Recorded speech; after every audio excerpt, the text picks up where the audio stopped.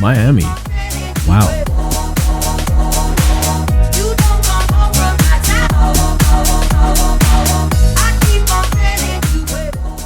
This was my first time, and I know I didn't even scratch the surface, but I am already looking forward to going back.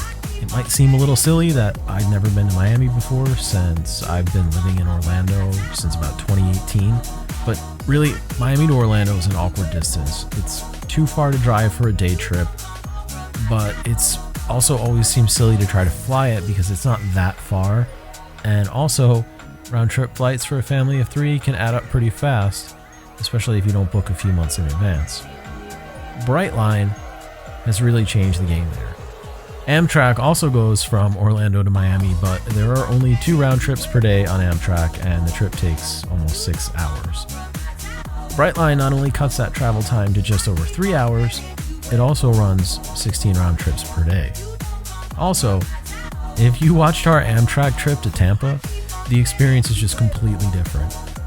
Riding Amtrak sometimes feels like if the DMV hired drill instructors to run a travel company. It's not really the best experience. All right, it is too early. We are here at MCO on the way to Miami. Let's catch this train. Brightline station is at the Orlando Airport's intermodal terminal, which is immediately adjacent to Terminal C and the future Terminal D. The intermodal terminal and Terminal C are connected to the A side and B side terminals by an automated people mover.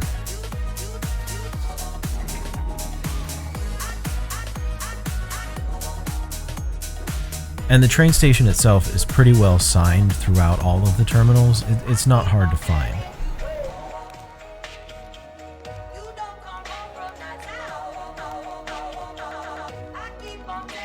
I'm not sure exactly how this will all be configured in the future, but you can see here there's a white screen to the right. There's room for another track there, and the foundation for that track is already in place. There are just no actual tracks yet. But the station was built years ago with the intention of this being a hub for both intercity and local trains. But judging by the setup inside the terminal, it looks like in the future, Brightline will be using both sides of this platform, while Sunrail, the local rail operator, will be running trains on the platform to the left. I can't stress enough how easy the boarding process was. They announced the track and opened the gates. There are stairs, escalators, and elevators to get you down to platform level. The number of your car and your seat assignment is printed on your boarding pass, so there is no waiting in line. You go down and you walk straight to your seat. Take note, Amtrak, this stuff is not that hard. If I'm going to critique Brightline at all, I have one medium-sized gripe and one minor gripe. The medium one is these annoying wraps they have on most of the windows. It really detracts from what would otherwise be some really nice views. We had a wrapped up window on the way down, but luckily got a clear one on the way back. The minor gripe is about their security theater at both terminals. Orlando and Miami are their busiest stations, and in both places they have a series of fare gates where you scan the code they give you in the app. But their security is inside and directly adjacent to the fare gate, so if more than like 5 or 6 people go through the gates in close succession, there's no room to queue. So it gets unnecessarily chaotic 20 minutes before departure. So if you're looking to avoid that, I recommend showing up at least 30 minutes prior. I also recommend that Brightline just move their security scanning to outside of the fare gates. Problem solved. And that would be relatively easy at MCO because there's a ton of room, but it might be less practical at Miami Central because it's a much smaller building.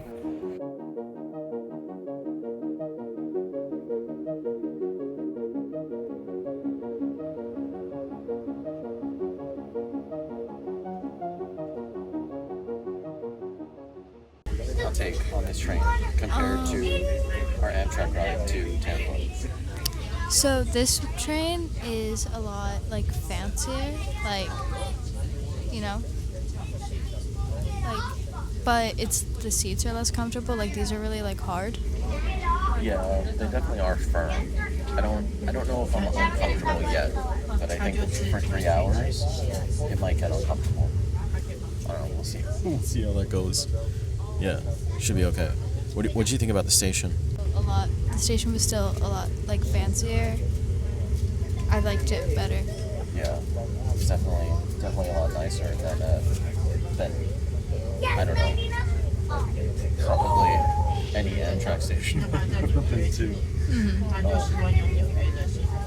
right, we'll have to check back in before we get there. Toodles. One thing that really struck me about the trip south was how lush and truly tropical South Florida is. When we left Orlando, it was cool, gray, and drizzling. But by the time we got down to West Palm Beach, it was bright, sunny, and looked like summer. Orlando doesn't really get cold in the winter, but it does get noticeably cooler. A lot of the trees lose their leaves, and we get these cold fronts that come through that, at least for about 10 weeks from December into February, you're reminded of how cold it can get just a few hundred miles to the north. Welcome to Boca Raton. We will only be stopped at the station for a moment. Thank you for riding Brightline. Bienvenidos a Boca Raton. Welcome to Fort Lauderdale. We will only be stopped at the station for a moment.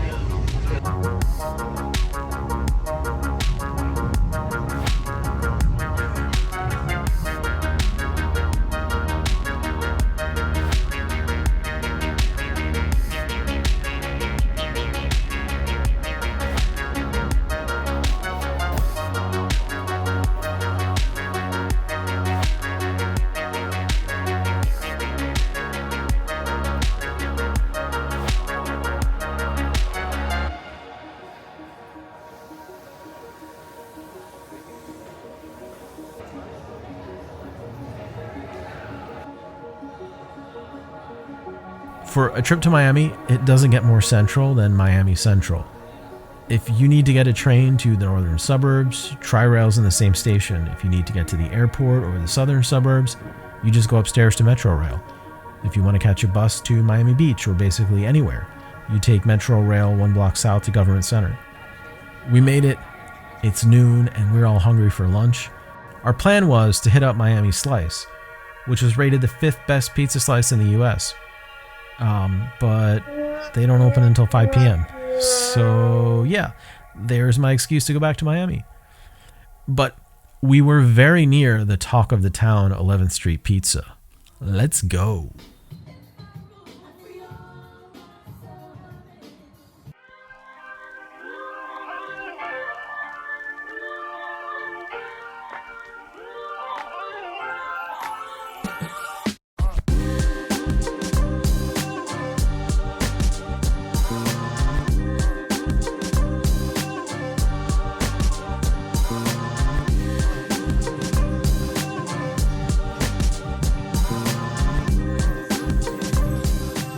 Wow, I wish this place was near me.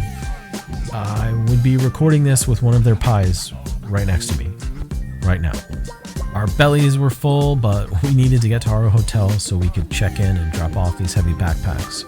So we walked over to the Metro Mover. It's free and connects with Metro Rail in a few different places. It's the exact same automated people mover that runs at a ton of airports around the US and even internationally, except that this one runs really high over the city streets. The platforms look like they were built for 3-car trains, but it seems like they only run them as 1 car. The frequency is every 5 minutes or so, but it's still crowded. My bar might be low right now living in Orlando, but I was overall really impressed with the transit in Miami, with one exception that I'll get to later. Things were clean, there was a noticeable lack of insecurity, things ran on time, with one exception, and the service frequency was generally pretty good. I guess that's what a half-penny sales tax will get you.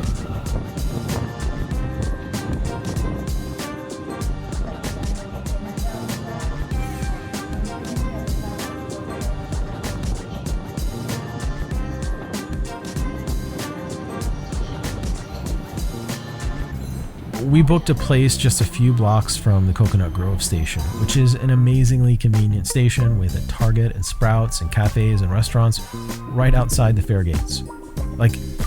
This is a place that I would live here.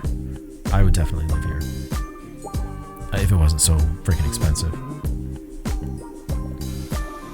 We used the transit app to buy our fares.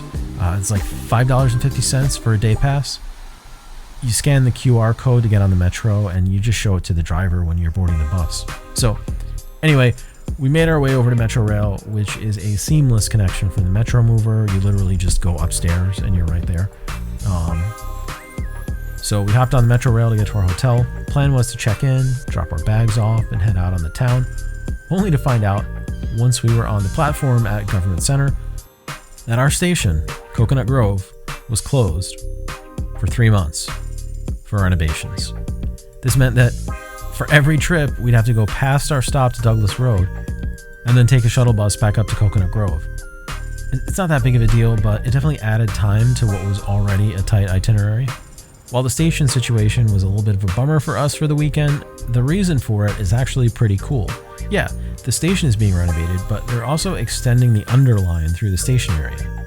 So, what is now the right-of-way for Metro Rail used to be the right-of-way for the Florida East Coast Railway, which is the same company that owns the Brightline tracks. Train used to go all the way to Key West.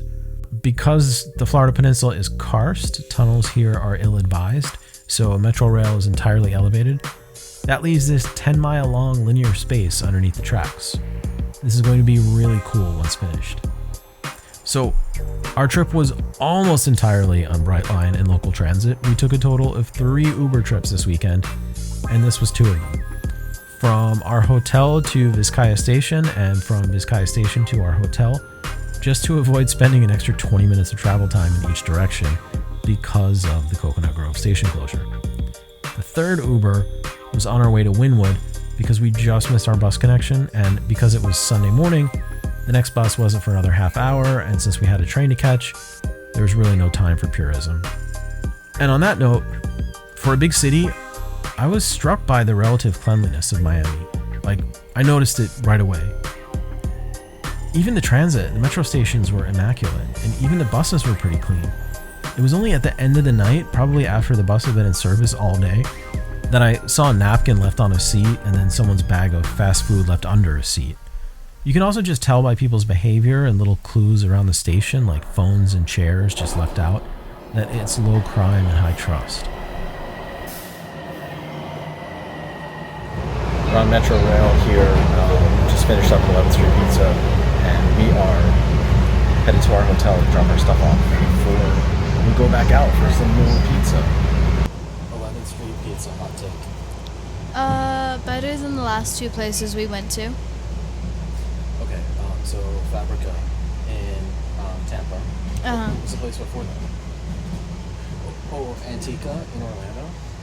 I think, yeah, that was. Okay. Yeah. Antica tasted a lot like the Whole Foods pizza. That's funny. Antica's not rated. It's not like top rated. And actually, like 11th Street wasn't on our list. We just kind of went there because we were hungry and it was nearby. But it was really good. It was. Yeah. I mean, I really, honestly, I liked everything about that pizza. I think like the crust could have been like I don't know. It was fine. It was like a little crispy, like dry, I want to say. But aside from that, with great pizza. Like I would, if that was near our house, I would once a week, easy. I would order it. I really liked the crust, but that's just my opinion. Yeah, it was good. I agree. I'm just saying, like, it was close to perfect. Wasn't perfect. I still think so far that Pizzeria Badia is the best place that we've been. I disagree. Okay, what's the best place? That one. That one? Okay. Pizzeria Badia, was that the one with like the really charred crust? No, that was Bricko in New Jersey. Pizzeria Badia was a place we went to in Philly, where we sat at the bar. Oh, yeah. That one was good, but I don't think it was the best. No. Yeah. Okay. That's fair. So, you're going down for 11th Street as your favorite. So far, yeah. All right, 11th Street Pizza in downtown Miami. You heard it here first. Oh, yeah.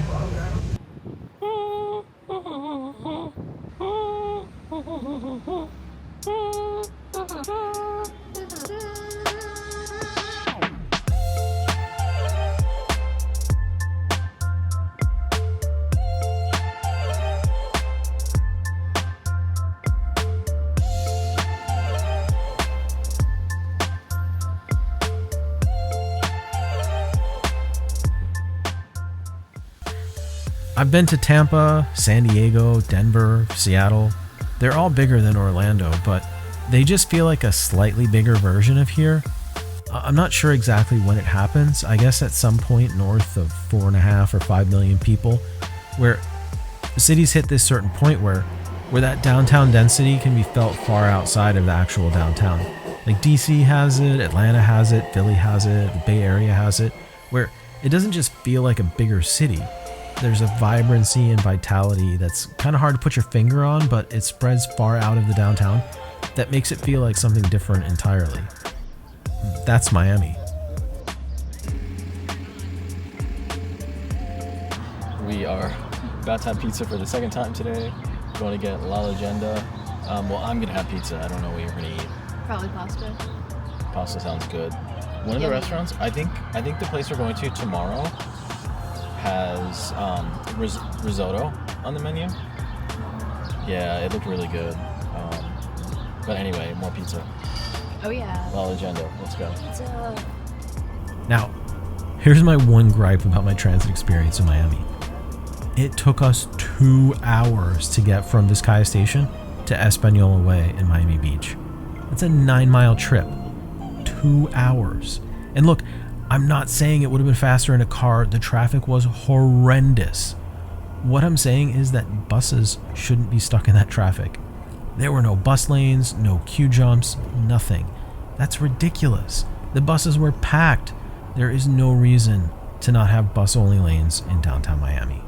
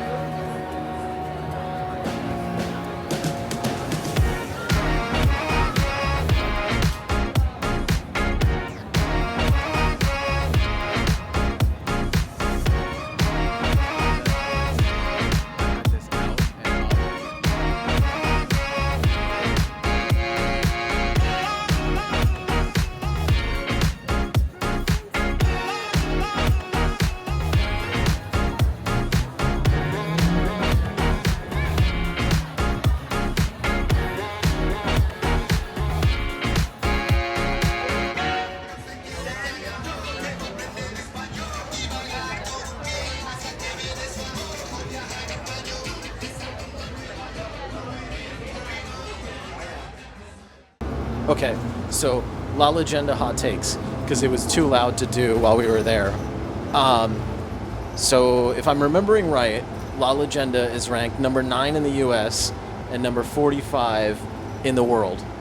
And I think well deserved. We got the margarita pizza, and it was really freaking good. Lucy got pesto gnocchi, but it was like in a pizza crust.